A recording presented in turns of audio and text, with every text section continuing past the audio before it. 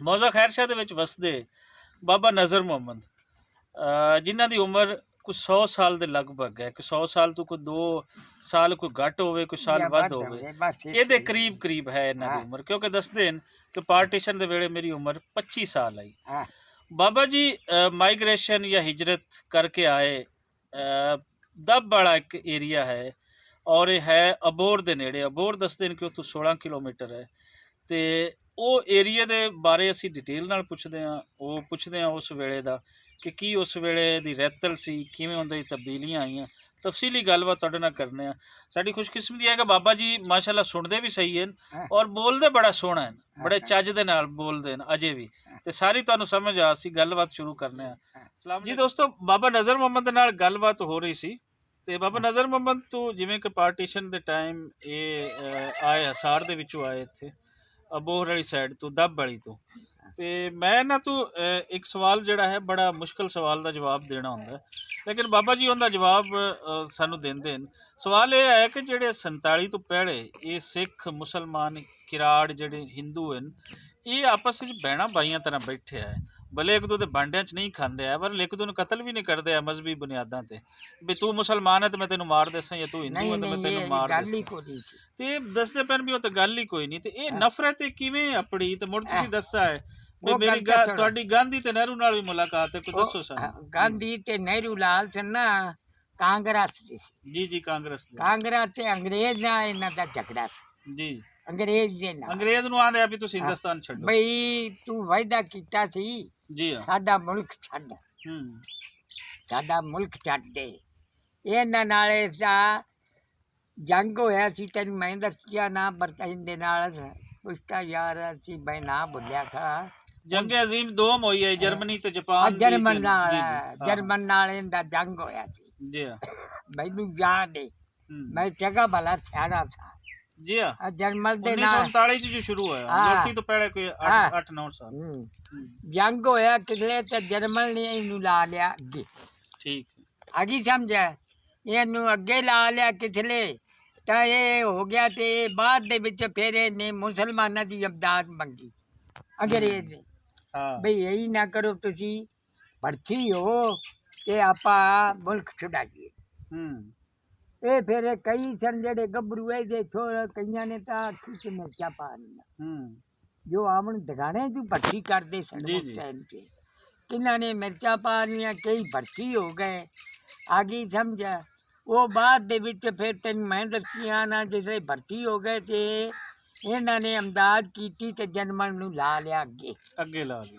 ਅੱਗੇ ਲਾ ਲਿਆ ਜਿਹੜਾ ਜਰਮਨ। ਇੱਥੋਂ ਦਾ ਪੰਜਾਬੀ ਹਾਂ। ਫੌਜੀ ਆ ਉਸ ਹਾਂ, ਨੂੰ। ਪੰਜਾਬੀ ਫੌਜੀ ਆਏ ਹਾਂ ਹਾਂ, ਸਾਰੇ, ਤੇ ਜਰਮਨ ਤੋਂ ਇਲਾਕਾ ਛੁਡਾ ਲਿਆ। ਬਿਲਕੁਲ। ਹਾਂ, ਉਹਨਾਂ ਦਾ ਰਾਜ ਇੱਕ ਤਰ੍ਹਾਂ ਦਾ ਇਹਨਾਂ ਨੇ ਹਾਂ। ਪਿੱਛਾ ਹਟਾ ਦਿੱਤਾ ਲੜ ਹਾਂ, ਕੇ। ਅੱਲਾ ਨੇ ਪਿੱਛਾ ਹਟਾ ਦਿੱਤਾ।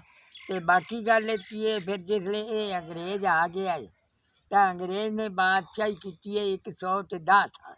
ਅੰਗਰੇਜ਼ਾਂ ਨੇ ਵਾਅਦਾ ਕੀਤਾ ਇਹਨਾਂ ਹਾਂ। ਨਾਲ ਵੀ ਫੌਜੀ ਸੇ ਭਰਤੀ ਕਰ ਦੇਵੇ, ਵੀ ਹਾਂ। ਅਸੀਂ ਇਹ ਛੱਡ ਦੇਸਾਂ, ਦੇਸ਼ ਛੱਡ ਦੇਸਾਂ।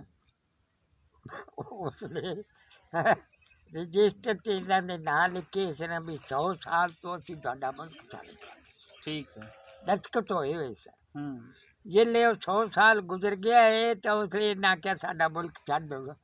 ਹੂੰ ਹੂੰ 10 ਸਾਲ ਉੱਤੇ ਕਰ ਗਿਆ। ਹੂੰ ਆ ਗਈ ਸਮਝ?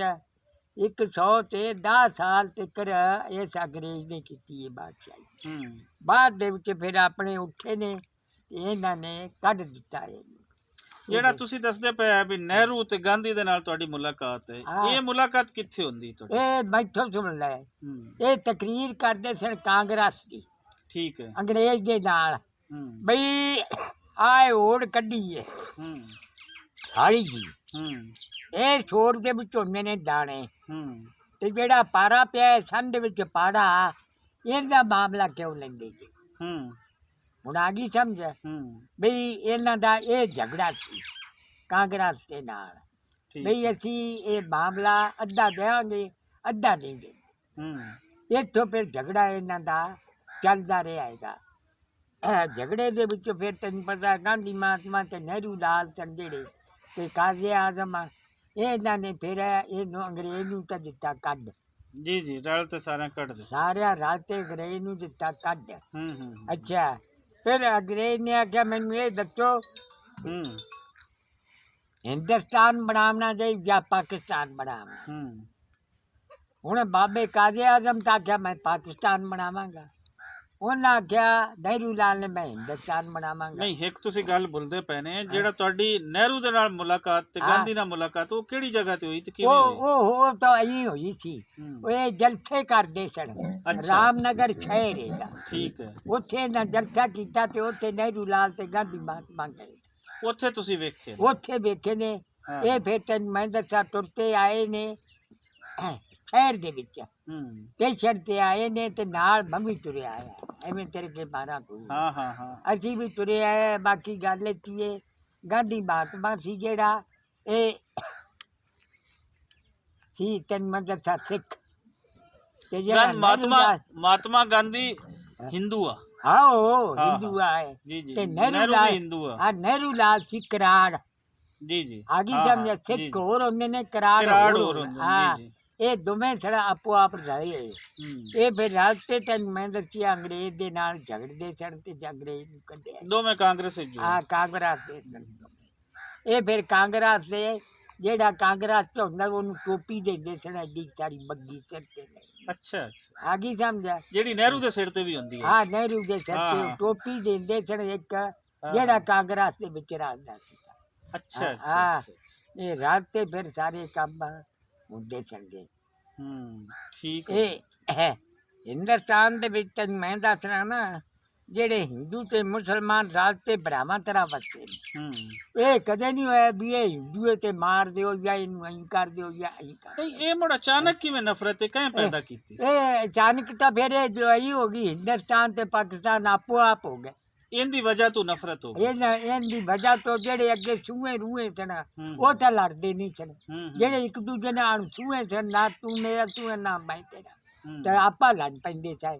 ਹੂੰ। ਜਿਹੜੇ ਉੱਥੇ ਰਲ ਕੇ ਵੱਸਦੇ ਰਹੇ ਨੇ ਉਹ ਤਾਂ ਭੈਣ ਭਰਾਵਾਂ ਤਰ੍ਹਾਂ ਛੇਕੜ ਵੀ ਮਿਲਦੇ ਰਹੇ ਨੇ। ਤੇ ਜਿਹੜੇ ਨਵੇਂ ਮੁਲਕ ਬਣੇ ਨਫ਼ਰਤ ਉਸ ਵੇਲੇ ਪਈ, ਉਸ ਤੋਂ ਹਾਂ। ਪਹਿਲੇ ਕੋਈ ਨਹੀਂ? ਕੋਈ ਨਹੀਂ ਆਈ, ਬਿਲਕੁਲ ਕੋਈ ਨਹੀਂ ਸੀ। ਇਹ ਤਾਂ ਬਾਅਦ ਦੇ ਵਿੱਚ ਜਿਹੜੇ ਉੱਠੇ ਨਾ ਉਸ ਨੇ ਨਫ਼ਰਤ ਪਈ ਹੈ। ਠੀਕ ਹੋ ਗਿਆ ਬਾਬਾ ਜੀ, ਹਾਂ। ਬਹੁਤ ਸ਼ੁਕਰੀਆ ਬਾਬਾ ਜੀ ਅੱਛਾ ਗੱਲਬਾਤ ਜੀ, ਹਾਂ ਹਾਂ।